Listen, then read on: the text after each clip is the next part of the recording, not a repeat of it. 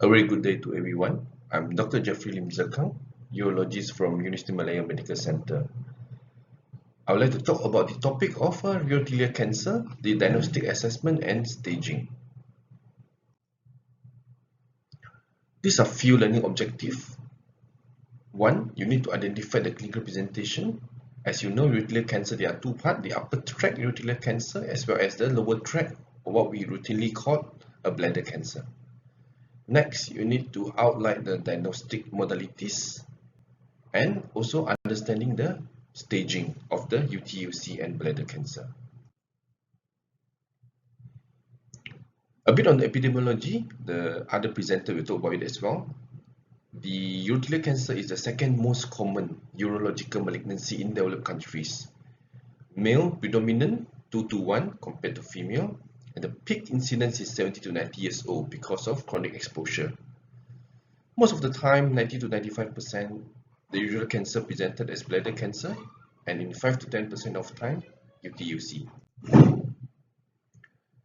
The identified risk factors for urothelial cancer, environment risk factors will be smoking and also aristolochic acid, and genetically Lynch syndrome. I know there are quite a few risk factors that we will always ask for patients with urothelial cancer. However, this occupational exposure, cyclophosphamide, chronic inflammation has no proven study or evidence as a risk factors for urothelial cancer. So the risk factors that are evidence for urothelial cancer will be smoking, aristolochic acid, as well as genetically Lynch syndrome. Next, I would like to talk about clinical presentation. Bladder cancer, normally they present as a painless gross hematuria, accompanied with lower urinary tract symptoms, mainly storage symptoms. They have a lot of frequency, urgency. Some, when the tumor is big enough, it might actually cause a bladder outlet obstruction as well. If they present to you with constitutional symptoms, it's probably already quite late stage because there's normally the presentation of METs like wound pain, shortness of breath, jaundice. In physical examination, you have to perform a bimanual examination. If you can palpate the tumor bimanually, it is normally located at once. Bimanual examination either through a rectum or either through the vagina.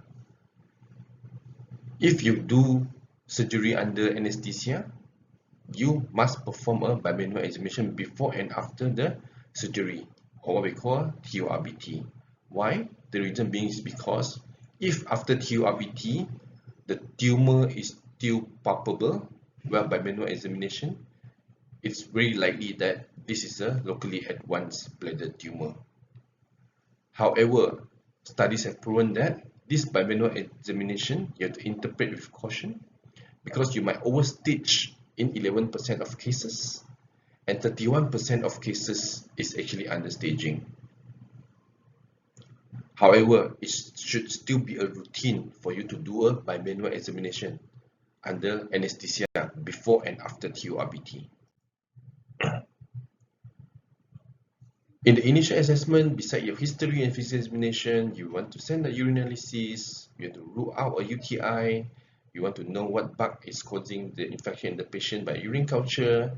You can also send a urine cytology. I will talk about urine cytology later, as well as other bloods like full blood count, kidney function, and etc. etc. Definitive diagnostic modalities for bladder cancer is bladder imaging.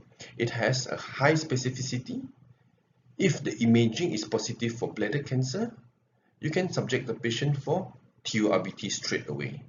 As you can see, this is a ultrasound images of the bladder cancer, right? You can pick up something in the bladder, and this is the CT images.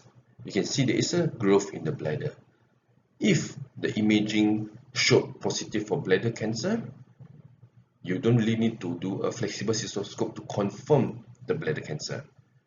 You can subject the patient for on-table cystoscope and transurethral resection of bladder tumor straight away.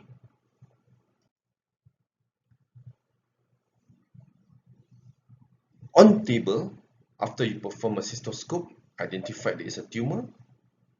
How do we confirm it's a bladder tumor? We do a transurethral resection of bladder tumor, and in this picture, we use a resectoscope. It's important for us to take the muscle specimen, the bladder muscle specimen separately during the surgery, so that we will know what is the HPE, as well as we can locally stage what T staging the tumor is. Hence the importance of a bladder muscle in the surgery.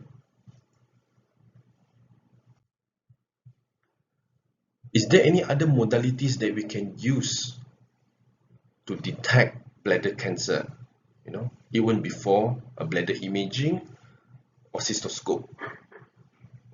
So for weighted urine, the sensitivity is 84% in high grade or grade 3 non-muscle invasive bladder cancer.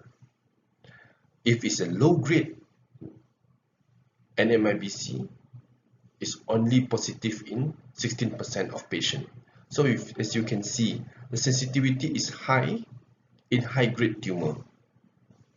It can be high in CIS as well, but it can be very low sensitivity of 28%.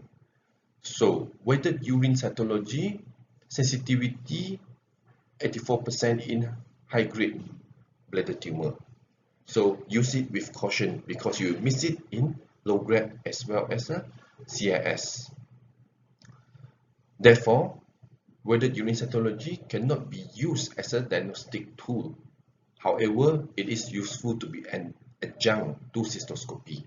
You still need to have a cystoscopy for confirmation of bladder cancer, especially if there is no evidence of positive imaging. Cytology, if it's positive, the tumor can be anywhere along the urothelium. It can be either bladder cancer or UTUC, you can't know for sure. How about newer technologies like urine biomarkers? Can it be used to diagnose bladder cancer? There are quite a few in the market right now. BTA, CX bladder, and also bladder EpiCheck. However, because of the varies in terms of sensitivity as well as specificity and the indication to use it, so far all the evidence as well as EAU is not recommending using urine biomarkers for diagnosis or follow-up. For diagnosis, you should still perform a bladder imaging, or if bladder imaging is negative, a cystoscope for the patient. Urine biomarkers, they are not recommended.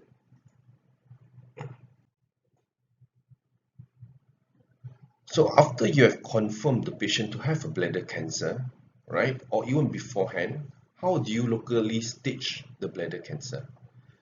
CT is definitely not recommended. However, MRU can be used, and we can actually classify or locally stage the bladder cancer using this VRAT scoring, vesicle imaging, reporting, and data system. It's something like PRAT score, prostates PRAT score for patients with prostate cancer. And systematic review has showed a sensitivity of 78% and specificity of 94% in predicting MIBC and locally stage the MIBC. However, always beware in carcinoma in situ or CIS, there's no any imaging that can detect it. So you should not use imaging to diagnose a bladder tumor or locally stage the bladder tumor because you might miss a CIS. If you were to perform an MRI to locally stage the patient, EAU have suggested that you perform an MRI for local staging of bladder cancer before the TURBT, because after TURBT, the inflammation as well as the tissue reaction might alter the information on the local stage of the bladder cancer. If the patient is confirmed to have a bladder cancer, perform a CT staging, thorax, abdomen, and pelvis, to look for any evidence of metastasis as well as to look for any evidence of upper tract uterine cancer.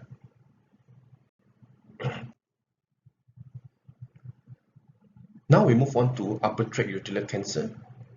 Normally, patients with UTUC, they present to us with painless gross hematuria associated with flank pain because of obstructions to the upper tract. If they present to you with considered symptoms, it carries worse prognosis because it would probably already metastatic at the point of time. Initial assessment is the same. You have to complete your history, your physical examination, you perform a urinalysis, urine culture, and also urine cytology can be performed as well. We talk about urine cytology and UTUC later, and also other bloods that is needed.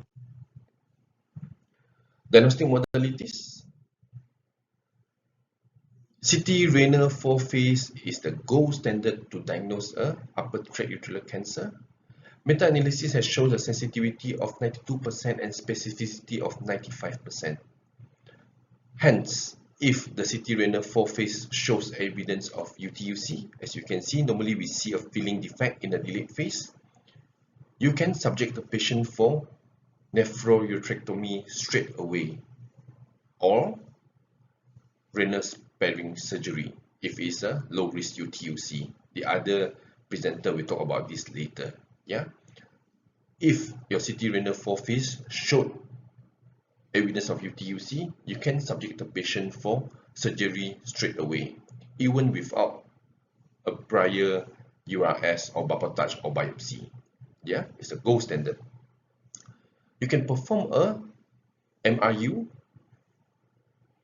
if the patient has a CKD that caused him or her to be contraindicated for iodinated contrast media.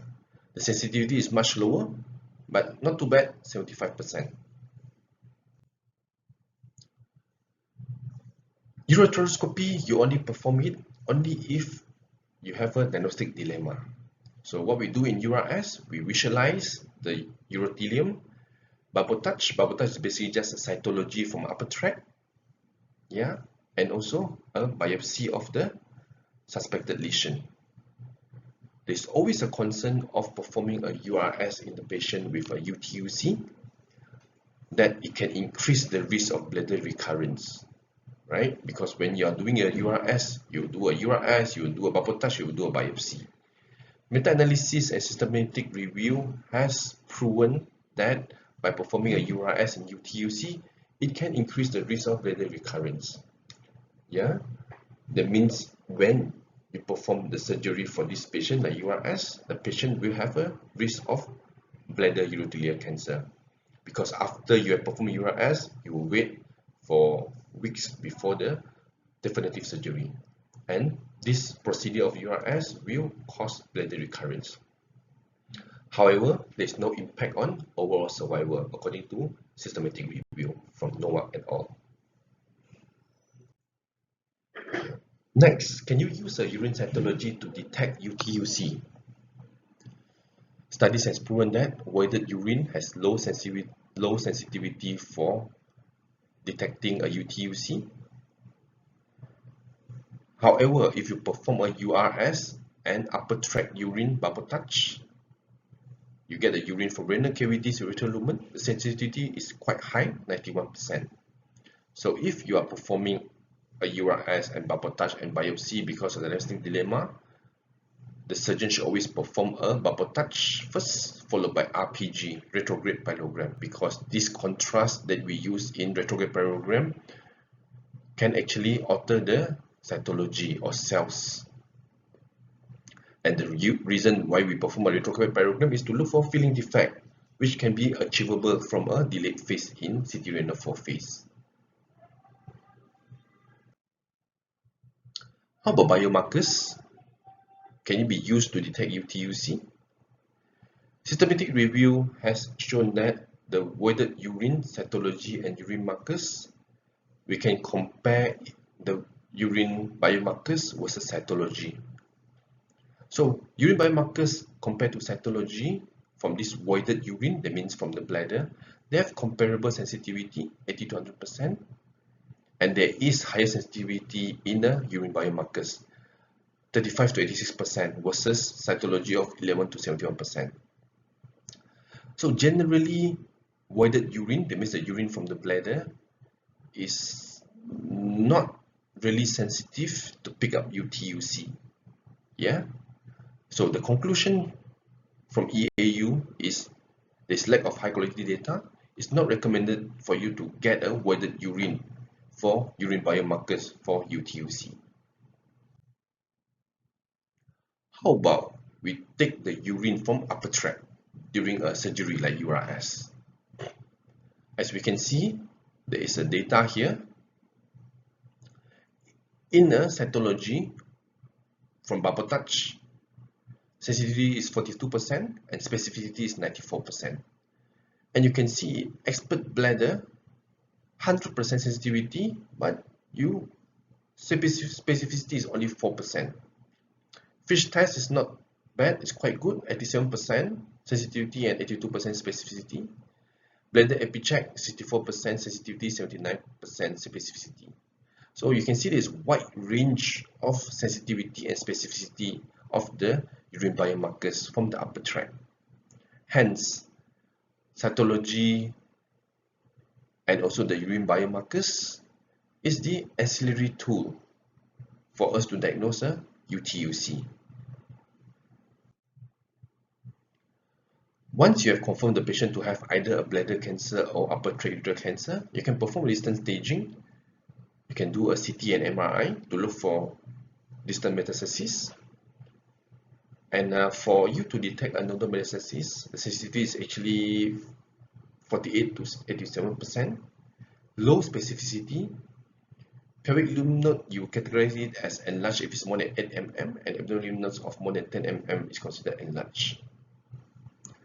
Hence, in the patient who has a bladder cancer or UTUC, especially locally advanced, we will perform a lymph node dissection because of a poor sensitivity and specificity of a lymph node metastasis. You can perform an FDG PET CT scan to detect nodal mets. Sensitivity is 82% and specificity is 84%. However, keep in mind this is a retrospective study.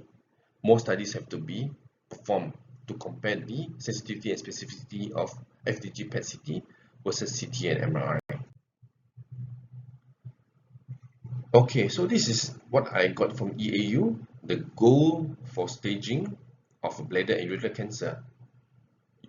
You perform a MRI using a Virat scoring system to differentiate T1 from T2 tumor, a non-muscle invasive versus a muscle invasive bladder cancer. To evaluate locally advanced stage or spreads to lymph node, you can perform a CT scan and MRI for abdominal and pelvic lymph nodes or a PET CT scan. To assess the upper tract and other distant organs, CT and PET scan is good in detecting that. From EAU, it was suggested for us to perform a cystoscope to rule out bladder tumor. As what I have mentioned earlier, if bladder imaging shows there is positive for bladder tumor, you can perform a cystoscope on table, followed by a resectoscope on table for a TURBT. You perform a CT or MRI, and you perform an MRI only if CT is contraindicated for diagnosis and staging of all upper tract urothelial tumor. And you perform a diagnostic URS if the imaging and voided urine cytology are not sufficient for the diagnosis and or risk stratification of patients suspected to have upper tract urothelial cancer. Next will be a TNM staging of bladder cancer.